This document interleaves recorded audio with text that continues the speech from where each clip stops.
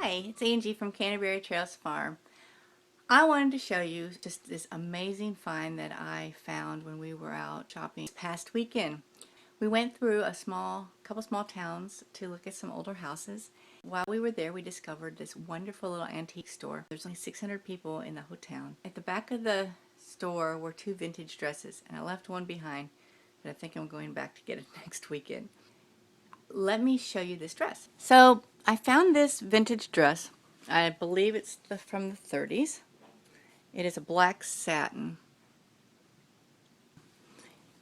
It is pretty gorgeous. It has these rhinestone metal, they hold the bows. There's 3 of those, and you can see they have rhinestones on them. And I'm going to have to fix, one is, I can see they were flat at one point because this one looks pretty good condition. These have been bent, so I'm going to fix those. So I'm going to restore this entire dress. There are some tears along the front seam. I'm going to repair that.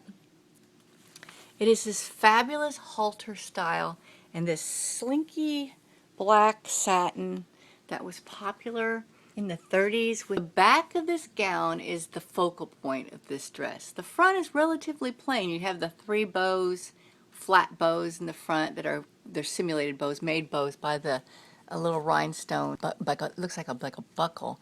There's one on the back too at the top. So you have it comes over like in a halter style at the top. Then we have the 2 straps that go down to the back. You have the cool little simulated bow with the rhinestone buckle.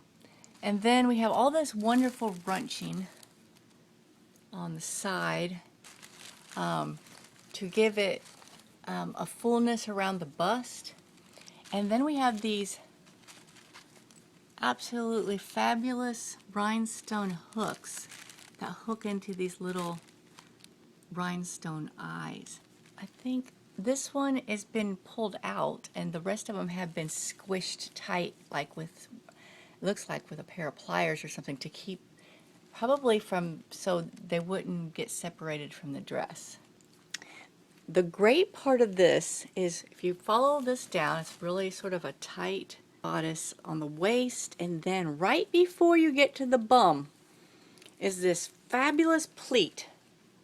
And what this is going to do, and I'm hoping I'm going to be able to lighten this enough you can see, because I'm having a problem with the lighting in here, trying to get it bright enough. So right before it hits the bum, you have this fabulous pleat. And what that's going to do is it's going to make this fabric cling to each one of your behind cheeks. And so it's going to really accentuate your bottom. And it's just such a subtle way of doing it. This fabric would just skim the top of each side of the buttocks, to use the appropriate word, and then it's just going to flow off of each side of your rear end. Just a very slinky style there, and it was really popular with the 30s, the glamorous movie stars, these form-fitting longer dresses, and this black satin. Most of this dress has been, this is a homemade dress. See, there's no professional finishing, there's no French seams, it's just pinked. The stitching is machine stitched and rather rough in some spots. The seamstress that did this she did a good job, but I mean, wasn't by any of the word, I wouldn't characterize this as a professional job in any fashion. I'm looking here for a moment because it looks like there had been stitched there. So I'm wondering if maybe there was something sewn to that area. But you can see, this is how it looks like it's all going to be one piece, but this bottom section is actually sewn, and so is this, like in an asymmetrical pattern to give that outward flounce on both sides of the dress. And the runching is rather well done. It's lined to cover the runching up here that gives that, it's almost more smocked. I would say it's almost more smocked. It is smocked. To give up and down the side, so that's going to give, if you do that on the side, you're going to really give a more fullness to the bust. And there is also a rip in the front. What I'm guessing is someone tried this dress on that was way too big for the dress, and the seams and the threads were delicate and they got popped. See all the... And so what I'm going to have to do is I'm going to start by taking off all of these beautiful little rhinestone embellishments. I'm going to, after I get those off, I'm going to also, well, I don't think I'm going to take off the loops, the eyes. I might have to take off the hooks if I can't repair them on the dress. We'll have to see. I've never seen hook and eyes like these. They have four holes on the back of each one for sewing on. I may be able to fix these on the dress without having to remove them. We'll see. Whichever way, I will reinforce them seam-wise. But I'm going to take these off so I can fix those individually. And I'm going to, I want to lightly, there is, stuff on the dress here and there. I don't want to wash it in detergent. So what I'm going to do is just going to soak it in cold water and just sort of, get it doesn't smell real bad. I mean, it has a faint, like a old antique store smell to it, faintly. It's not overpowering. So I'm just going to soak it lightly in cool water, and then I'm going to let it air dry, and then I'm going to iron it. See what I'm dealing with iron wise. There is a little bit of a fade to parts of the fabric, but not too bad. Some of that purpling that you're seeing is it's just my light. It's not. The top is a little bit more faded than the bottom, probably because the top was somewhere where sun was hitting it. So you have the smocking on the side and the smocking on the back, which gives this middle sort of a gathered poofy in the back.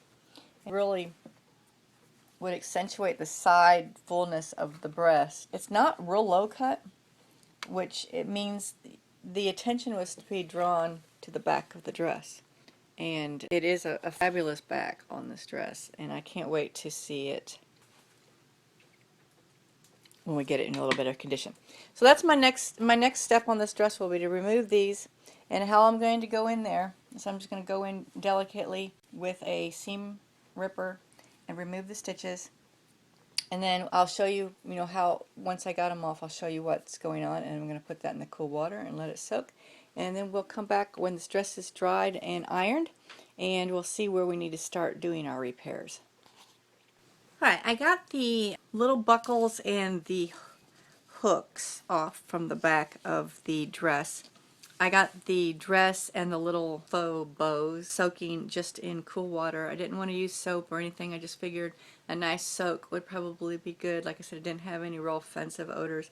And then I'm going to let it drip dry. I'm going to let it drip dry inside my garage hanging because it's 95 today, so it should dry pretty fast. But that way I don't have it outside, any potential sun exposure. Nothing can get on it, any dust or anything, and it'll be a nice place just to drip dry out there. Once I get it, when it's totally dry, I'm going to bring it in and iron the whole thing and get it nice and smooth because it's been crumpled up for so long. And then I'll start looking at what needs to be repaired seam-wise. So let's take a look at what I took off the dress. You can see this one is still in pretty good shape. There are rhinestones missing, but I don't think it really detracts from the overall look. In fact, there's enough still on there that it looks, I don't know, it still looks pretty good to me. It looks like it might have had nice rectangle ones on there at one time, but they are all gone. All these big ones are gone. So that's a good idea of what they're supposed to look like. And these are the ones have all got squished. So for some reason, they've been squished in different ways. It looks to me like someone saw they were falling off, probably that was reselling the dress, and rather than fix it themselves, they just sort of squished them together. That's what happened. The fact that they were smashed to the dress, all of these, probably what saved them, and that's probably why I have all of them today, and some of them aren't missing. It's pretty rare to find a dress with accessories like this where something isn't missing. So all the hooks are there.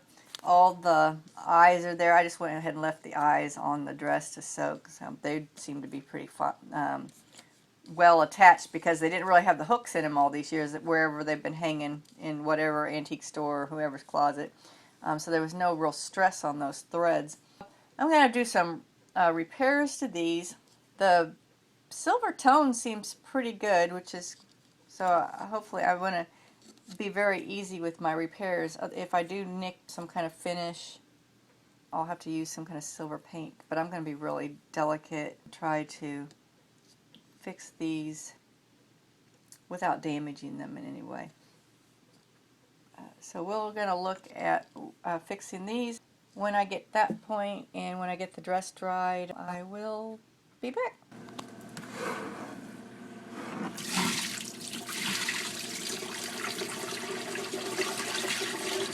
Wasn't expecting that color.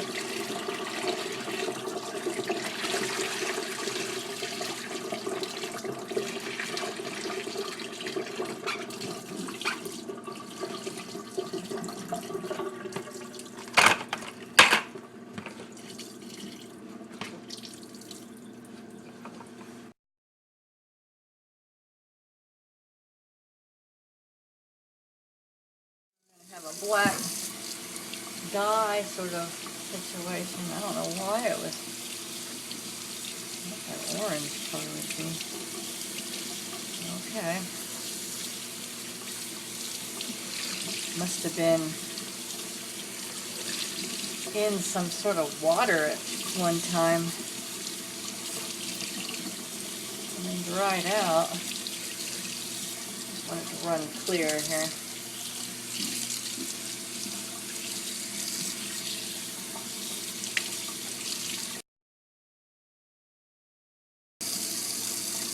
Not the eyes, they didn't rust. That's good.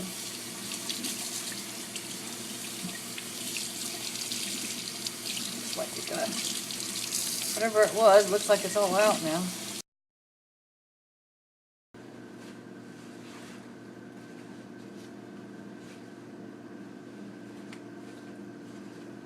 I'm gonna lay it in this towel. Roll it instead of wringing it. The fabric is more delicate when it's wet and it's easier ripping. So I put a towel down on the ground. I'm just using this other towel to roll it, sort of squish it. Get some of that water out before we go hang it. It's not so heavy.